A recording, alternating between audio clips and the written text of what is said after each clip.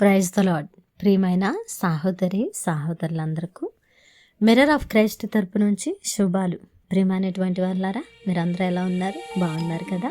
అలాగే ఈ యొక్క డైలీ వాగ్దానాలు మిమ్మల్ని ఫలింపు చేస్తూ ఉన్నాయి, నమ్ముతున్నామండి. తప్పకుండా షేర్ చేయండి. అలాగే పరిచర్య బహువారం కలిగి ఉన్నదండి. యథార్థమైన పరిచర్యను చేస్తూ ఉన్నాం, ముందుకు రండి. అలాగే ప్రార్థనా గది అనే పుస్తకాన్ని మర్చిపోతూ ఉన్నారండి. తప్పకుండా ఈ పరిచర్యలో ఉన్న మీరు ఈ యొక్క మిర్రర్ ఆఫ్ క్రైస్ట్లో నడిపించబడుతున్న మీ ఆత్మీయ జీవితాలు ఇంకా అభివృద్ధికరంగా ఉండాలంటే తప్పకుండా ఈ పుస్తకాన్ని చదవండి. పుస్తకాన్ని మీకు పంపిస్తాం. మీ వివరాలు అడ్రస్ను మాకు తెలియపరిచినట్లయితే మేము తప్పకుండా ఈ పుస్తకాన్ని మీకు పంపిస్తాం.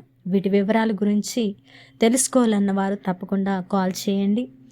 ఈరోజు దేవుడు మనతో మాట్లాడుతూ ఉన్న బలమైన వాగ్దానాన్ని ధ్యానం చేసి మన జీవితాలలో పెట్టుకొని ఫలించే వారముగా ఉందాం. సామెతలు గ్రంథము 10వ అధ్యాయము 29వ వచనాన్ని మనము ధ్యానం చేద్దాం. సామెతలు 10వ అధ్యాయము 29వ వచనము. యథార్థవంతునికి యెహోవా ఏర్పాటు ఆశ్రయదుర్గము, పాపము చేయువారికి అది నాశనకరము. దేవునికి మహిమ కలుగునుగాక.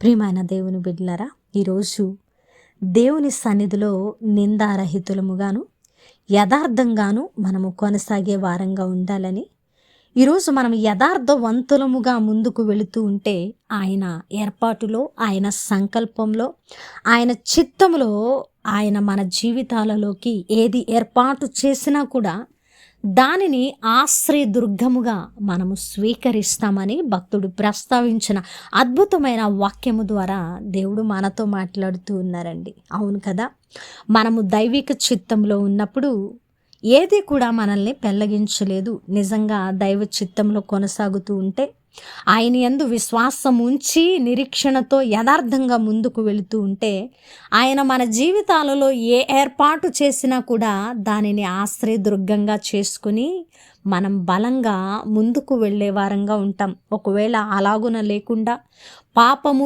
చేయువారముగా ఉంటే, లోకంలో పడిన వారముగా ఉంటే, నీతి లేని వారముగా ఉంటే, ఆయన ఏర్పాటు ప్రతిదీ కూడా మనకు వ్యతిరేకతలో మన జీవితాలలో మనల్ని పెళ్ళగించి అది నాశనకరమైనదిగా మన జీవితాలలో కనిపిస్తూ ఉన్నది. దేవునికి మహిమ కలుగునుగాక. ప్రియమైనటువంటి వారలారా, ఈరోజు మనము పాపము చేయవారముగా దానిని నాశనముగా మన జీవితాలలోకి ఆహ్వానించే వారంగా ఉంటే, మనము క్రీస్తును ఎరిగి క్రీస్తు రక్తంలో కడగబడి మనము క్రీస్తును అనుసరిస్తూ ఉన్నందుకు ఎలాంటి ప్రయోజనము కూడా లేదు. కాబట్టి క్రీస్తును కలిగిన మనము ఖచ్చితంగా యథార్థవంతులుగా ముందుకు వెళ్ళవలసిన వారమై ఉన్నాం. మనం ఎప్పుడైతే యథార్థతను కనపరుస్తూ ఉంటామో, మనము పరిస్థితుల్లో ఎప్పుడైతే యథార్థవంతులముగా ఆయన దృష్టికి కనిపిస్తూ ఉంటామో, ఆయన ఏర్పాట్లు అన్నీ కూడా మనకు ఆశ్రయదుర్గంగా నిలబడతాయి.